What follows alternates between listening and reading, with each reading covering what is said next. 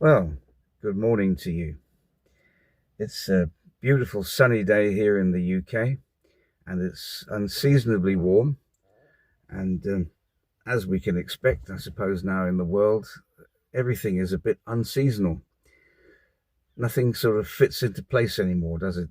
Things are upside down and turned around and twisted, as I illustrated on my tract, my gospel tract. Those of you that haven't seen it, if you go back to my promo video, I think it's about 2 videos back, you will see that I am promoting my latest tract. I printed 1,000 of them actually, and 1,000 have already gone out. Folk have been taking 100 here and 100 there. It doesn't take long for 1,000 to disappear.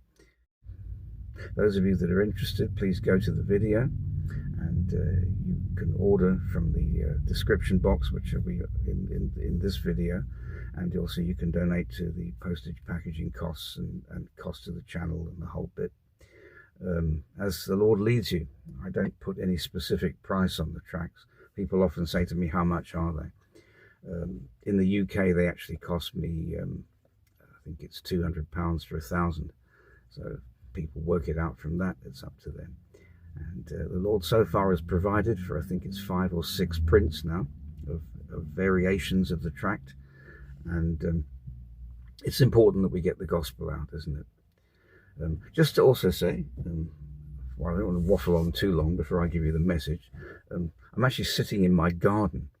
And the reason being is that I can't drive this car anymore. But it's a good thing, because this car has been treated now as a total loss because of its age and mileage. Though it has extremely little damage, very little damage to the back. And I mentioned in a previous video that somebody bumped the back of it, and it's quite repairable. But because of the age and of the car and the mileage, in this country they just give you the money instead of the market value of the car.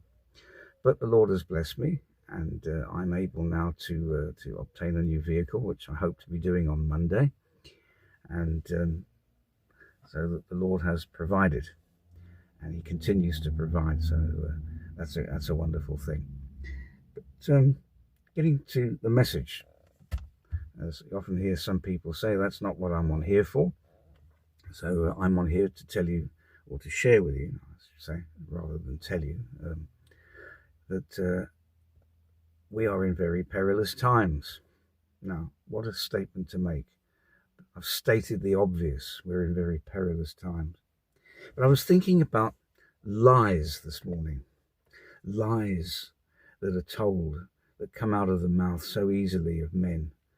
I've just been watching the press conference now between President Trump and Prime Minister Starmer. I haven't finished it all yet. I probably will finish the rest, because maybe I'll be mentioning it tonight on my broadcast. Those of you that don't know, I broadcast every Friday night, 8 p.m. live, Messages for Our Time live, and I'm on the RTN, it's the radio.rtntv.org platform. That's radio.rtntv.org, and if you come on there, I will be there live, and I'll be taking live comments, and I'll be answering questions as well, as much as I can, and we'll be sharing news items and some songs and various things. So if you can join me tonight with that. Sorry about all the asides, as things just come to my mind, but I want to share some scriptures with you. And I was thinking particularly of the way that men deceive. As I was saying, President Trump and Starmer, patting each other on the back, sitting at an enormous banquet table, saying all the best things possible that they can to each other. But the one thing I'll say for the mainstream media is that they're not stupid, because President Trump and Prime Minister Starmer were talking about all the billions and trillions of pounds of investment they're going to make in each other's countries, and how the quantum technology is going to be developed, and AI and all this sort of thing. Mainstream media weren't having that in their questioning. First off was about Gaza, what's going to happen about recognition of a Palestinian state. And you could see already the maneuverings and the dodgings are starting up. President Trump, I will say in his favour, he did just say flatly that I disagree with Prime Minister Starmer. I'll be listening to the rest of it later, but this is the way that men operate, isn't it? This is the way that lies and deceit operate in politics, the Machiavellian ways of man. And let's just have a look at some scriptures concerning lies and just see what the context of all this is, the importance of walking in the truth. Proverbs 6, it says here, I think it's from verse 6. It says here 6 to 19. I've probably written it down wrongly, so please forgive me. There are 6 things that the Lord hates, 7 that are an abomination to him: haughty eyes, a lying tongue, and hands that shed innocent blood, a heart that devises wicked plans, feet that make haste to run to evil, a false witness who breathes out lies, and one who sows discord among brothers. Lies were the very first, well, you could say the very first sin in effect that took effect in the Garden of Eden. Out of the mouth of the serpent came the lie, and it was the lie that deceived Eve. And it's the lie that continues to deceive all the time. Men just continually saying things that sometimes, if you really think about it and you think through it, you realize that things that are said don't often make any sense. It's merely just to please the crowd and pull the wool over the eyes. And as Jesus said in Luke 8:17, for nothing is hidden that will not be made manifest, nor is anything secret that will not be known and come to light. There are no secrets with the Lord amongst the hearts of men. He sees everything. We can't hide. And I think we're beginning to see that too. It's a good thing in a way that straight questions are being asked, because we have to get down to the nub of the truth. If we don't, well, we can walk around with blinders on all the time, and it doesn't do us any good. What else did Jesus say about lies? He said this in John 8:44. You are of your father the devil, talking to the Pharisees, and your will is to do your father's desires. He was a murderer from the beginning and does not stand in the truth, because there is no truth in him. When he lies, he speaks out of his own character, for he is a liar and the father of lies. And what struck me in that verse was that he was a liar from the beginning, and he does not stand in the truth. So we often talk about mixtures of truth and lies. You know, we say that some preachers are 99% truth and 1% lies. But as the other scripture says, a little leaven leavens the whole lump. That means that just the tiniest amount of falsehood actually makes everything false. It ruins everything. It actually turns everything into a lie. You can't have 99% truth and 1% lie and then say, well, yes, okay, I'll listen to Pastor Benny Hinn or Rodney Howard Brown or any of these New Apostolic Reformation Word, Faith, Money preachers. You might listen to them and, they speak truth. I love their ministry, but I know there's just one little thing here and there that I just can't agree with. But I'm going to carry on listening to them. Well, I'm going to say to you today that I think we have to stop listening to them. No matter how much truth they spew out, no matter how many good things they say, when they come out with the lie, they have permeated the whole of their theology with lie, if I can put it like that. So I'm saying that we have to be very, very careful now who we listen to, more so than anyone else. And something that struck me too, those of you that have read Daniel chapter 11, now I'm not going to dare, sitting here this morning, attempt to interpret Daniel 11. I think it's probably one of the most,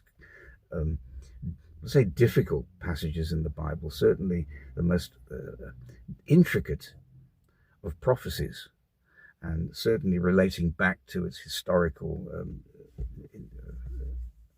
foundations, shall we say. I'm not going to go back into that at all, because that isn't the point of the message. But I want to bring out something from Daniel 11 here in a few verses that I think is important and relates directly to what's going on today in the world. So let's just listen to these verses here. It's Daniel 11, and it's 21 to 28. And it's talking here about the king of the north and the coming of the Antichrist. And in his place shall arise a vile person, to whom they will not give the honor of royalty, but he shall come in peaceably. And of course we know, don't we, the Abraham Accords, all the talk of peace. And we are waiting, aren't we? We're waiting. And he is waiting probably in the wings to come out. We don't know. A lot of people say, yes, Antichrist is already on earth. He's already alive. I don't personally doubt that. I think it's possible. I think it's certainly possible. But what we're seeing taking place now in the world, we already see, don't we, the spirit of the mark of the beast. I'll be talking a bit about this on the radio show tonight if you tune in. And by the way, 8 p.m. is UK time. So in America, that will probably be sort of mid-afternoon, and Australia probably in the morning. But going on, he will come in peaceably and seize the kingdom by intrigue. Intrigue. What is intrigue? In the hearts of men, intrigue involves lies. It involves weaving deceitful webs, making little mini alliances with this person and that person, which is what the Nazis did, of course, under Joseph Goebbels. Whisperings here and there. How do we get this kind of influence to take place? How should we move with that? Developing and devising strategies, and very underhand strategies. So, seizing the kingdom by intrigue. With the force of a flood they shall be swept away from before him and be broken, and also the prince of the covenant. Of course, we know, don't we, how Messiah was cut off after 62 weeks. I can't again go into too much depth there. The coming of Messiah, the death of Jesus, and then the 70th week coming in. Going on from verse 23, and after the league is made with him, he shall act deceitfully. Again, the basis of lies, the deceitfulness of man. For he shall come up and become strong with a small number of people. See, it doesn't take a huge crowd, does it, in order to globalize deception. Look at what happened with the you-know-what. It only took a few scientists in the top Western countries to come up and say, look, all of you need to stay at home. You all need to get this injectable. And it didn't take long, did it, for people to get deceived? As it says, for he shall come up and become strong with a small number of people. He shall enter peaceably even into the richest places of the province. He shall do what his fathers have not done, nor his forefathers. He shall disperse among them the plunder, spoil, and riches, and he shall devise his plans against the strongholds, but only for a time. Everything's only for a time. God's got it all in control, but we know that for a time there is coming such a deception, such a devastation on the earth that, as Jesus said, it will be a time like never before, a tribulation like never before. Verse 25, he shall stir up his power and his courage against the king of the south with a great army. Very often we traditionally think of the king of the north as the Roman Empire, the king of the south as the Islamic Empire. There are all kinds of interpretations, which I'm not going to get into now, but we're certainly seeing the rise of the king of the south and the influence and influx of Islam into our Western nations. And the king of the south shall be stirred up to battle with a very great and mighty army. But he shall not stand, for they shall devise plans against him. Yes, those who eat of the portion of his delicacies shall destroy him. I was thinking about I don't know if you saw the mainstream news or the enormously long table in Windsor Castle, the state banquet when hosting President Trump here in the UK. He was sitting next to King Charles. And of course, there were various billionaire businessmen there, all wanting a piece of the pie, wanting a piece of the riches, devising their plans.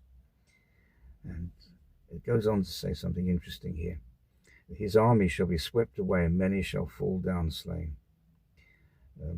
Both these kings' hearts, take note of this, verse 27, both these kings' hearts shall be bent on evil, and they shall speak lies at the same table. But it shall not prosper, for the end will still be at the appointed time. They will speak lies at the same table. There's President Trump, and there's Prince Charles, King Charles, speaking to one another. Maybe they're not speaking, one of them's not speaking the truth. Maybe they're both not speaking the truth. They're politicians, and politics is how can we say, it's a web, isn't it? It's a spider's web.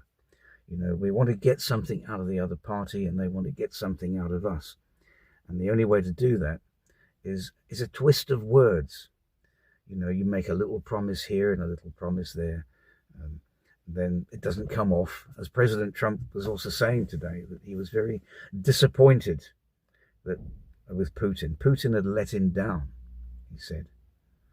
And, well, we're dealing with, again, the machinations of men.